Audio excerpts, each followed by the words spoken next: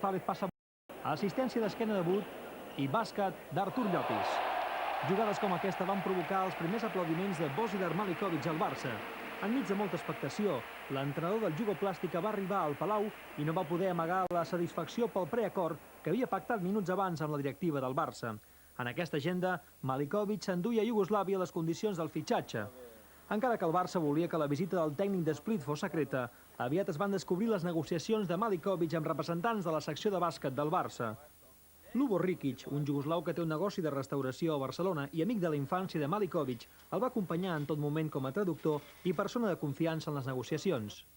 Des de fa temps mantinc contactes amb la directiva i els tècnics del Barcelona.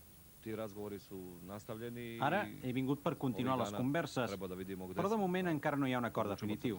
Hem estat comentant efectivament detalls i qüestions del que nosaltres estem pensant i com ell ho veu, per veure si anem coincidint i la situació està com estava, en el sentit que ens havíem plantejat nosaltres al final de la temporada veure si realment emprenem el canvi d'estructura i en el cas que emprenguem el canvi d'estructura saber amb què podem comptar, i en aquest sentit és com hem anat avançant amb el Maljković. L'oferta del Barça no és l'única que Maljković té sobre la taula. Entre d'altres clubs del bàsquet europeu s'han interessat pel futur de l'entrenador del Jugoplàstica a Llemotges i al Philips, on substituiria el qüestionat Franco Casalini. És veritat que tinc altres ofertes del bàsquet europeu. En concret, a Saragossa, diferents equips es van interessar pel meu futur. Entre ells el Llemotges i el Philips. A mi, però, m'agrada més la idea de venir al Barcelona. És una ciutat molt bonica i viu gent molt agradable i té un bon equip de bàsquet. Evidentment sé que té algunes ofertes, no me les ha explicat i per tant això no està fent cap mena de pressió i ell no ens estava plantejant cap mena de pressa. Jo penso que no seria bo perquè el que és convenient és precisament que els hi faci il·lusió vindre a entrenar al Barça i vindre a col·laborar amb aquesta estructura. En el nou Barça, Aito deixaria les banquetes per convertir-se en mànager general del club per fer front als nous reptes de la secció, com és el fet de jugar al Palau Sant Jordi amb una cabuda de 17.000 espectadors. L'organigrama continuaria encapçalat pel president del club, de qui dependria el president de la secció amb una gran autonomia. El mànager general enllaçaria la part directiva i la tècnica. D'Aito dependrien directament els dos entrenadors del primer equip i el coordinador dels equips inferiors i els seus respectius entrenadors.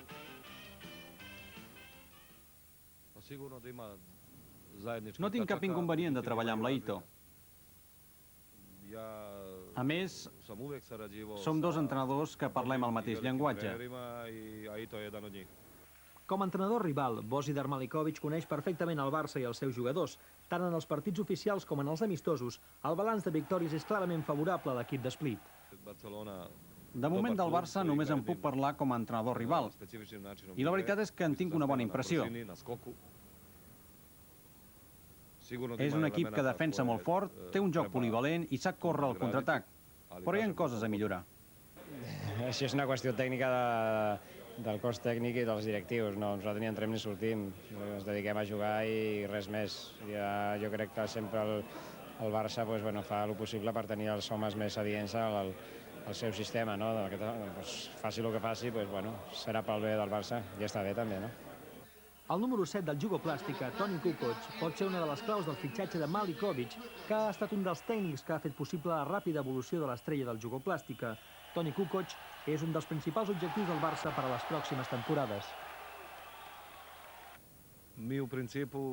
Ara Kukoc i jo hem de seguir camins diferents, ja que cadascú ha de buscar els seus interessos.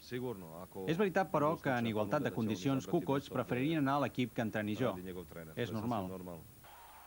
Aquesta abraçada significa l'adeu entre Dino Radja i Toni Kukoc, que han escollit camins diferents. El pivot, els Boston Celtics de la NBA, i l'Alé continua de moment al bàsquet europeu. Božidar Maljković té molt clares les pretensions futures de Toni Kukoc. Europa, no Amèrica. Europa. Amèrica no. ¿Por qué no América? Esto no es América. Més aviat per qüestions de mentalitat, que no pas per raons tàctiques o tècniques. El també tècnic iugoslau Ranko Serabica ha estat un dels principals mestres de Božidar Maljković, un entrenador que ha convertit el Jugoplàstica en un autèntic campió, aprofitant les qualitats de l'escola iugoslava i aportant nous conceptes fins ara poc habituals, com és la defensa i la disciplina a la pista.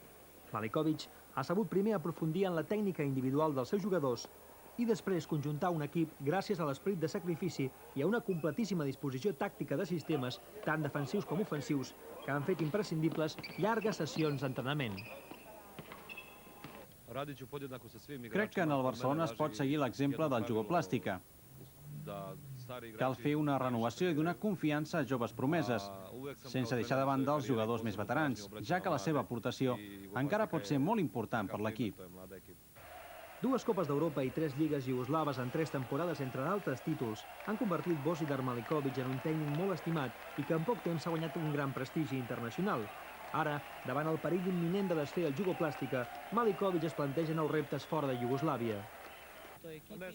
És un sentiment habitual en un entrenador. Jo, al jugoplàstica, ja he fet el que m'havia proposat. Ara tinc la necessitat de canviar, de conèixer un altre país, una altra gent i d'assumir nous reptes esportius. Crec que és una necessitat molt normal. Encara que oficialment fins a final de temporada el fitxatge de Malinković pel Barça no serà oficial, aquesta encaixada amb el president Núñez significa l'acord entre les dues parts, que només podria quedar trencat en el cas que el Barça no guanyés la Lliga i el projecte d'una nova estructura per la secció de bàsquet quedés momentàniament congelat.